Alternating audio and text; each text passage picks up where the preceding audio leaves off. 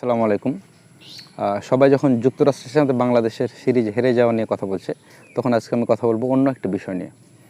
ব্যাপারটা হচ্ছে যে বাংলাদেশের ন্যাশনাল টিমের ক্রিকেটার তৌহিদ হৃদয়, আপনারা জানেন যে গতকালকে ফেসবুকে একটা পোস্ট করেছিল। যে পোস্টে দেখা গেছে যে তিনি বিশ্ববিখ্যাত ব্যাটিং প্রস্তুতকারী কোম্পানি সিএ কোম্পানির সাথে তিনি চুক্তিবদ্ধ হয়েছেন। আর তার এই চুক্তির কাজটা, মানে এই যে বিজ্ঞাপনের এই কাজটা, চুক্তির কাজটা ধরাই দিয়েছেন বাংলাদেশ ক্রিকেট দলের সাবেক ওপেনার এবং ক্যাপ্টেন তামিম ইকবাল খান। তো এই বিষয়ে তিনি পোস্ট করতে গিয়ে সিএ কোম্পানির কথা বলেছেন এবং ফাইনালি তিনি তামিমের ভূয়সী প্রশংসা করেছেন। তাকে অনুপ্রেরণাদায়ক, মানে ভালোবাসার আরেক নাম অনুপ্রেরণা, মানে বিভিন্ন বিশেষণে বিশেষিত করেছেন তিনি তামিম ইকবালকে। এবং তারপরে দেখা যাচ্ছে যে কিছুক্ষণ পরেই, ঘণ্টাখানেক পরে তিনি পোস্টটা ডিলিট করে দিয়েছেন। তো এটা নিয়ে সোশ্যাল মিডিয়া থেকে শুরু করে গণমাধ্যমগুলোতে বিভিন্ন ধরনের আলোচনা সমালোচনা হচ্ছে যে পোস্ট দেওয়ার পরে হৃদয় কেন পোস্টটা ডিলিট করলেন।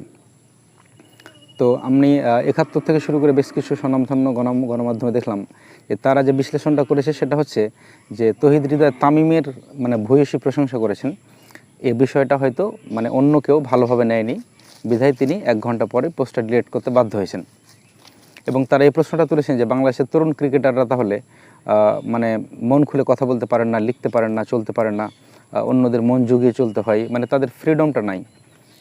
তো এই যে বিষয়টা নিয়ে তারা লিখলেন, এটা নিয়ে এ ধরনের লেখা লিখলে তো ভিউ খুব ভালো বাড়ে, এ ধরনের নিউজ প্রচার করলে।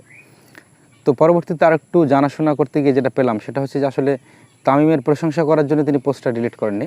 তিনি ডিলিট করেছেন আসলে ভিন্ন একটা কারণে।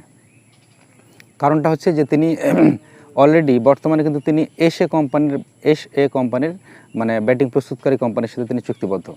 আর এই চুক্তিবদ্ধ হওয়ার কারণে তার এই চুক্তির মেয়াদটা কিন্তু আছে ৩১শে মে ২০২৪ সাল পর্যন্ত।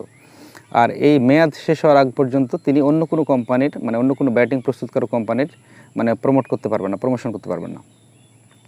এই কারণে তিনি পোস্টটা দিয়েছিলেন। দেওয়ার পরে যেহেতু তার ওই অন্য কোম্পানির সাথে তার চুক্তি আছে ৩১শে মে পর্যন্ত, আর এই সময়ের ভিতরে যেহেতু তিনি অন্য কোনো কোম্পানির সিএ বা অন্য কোনো কোম্পানির প্রমোশন করতে পারবেন না, তাই তিনি পোস্টটাকে ডিলিট করে দিয়েছেন।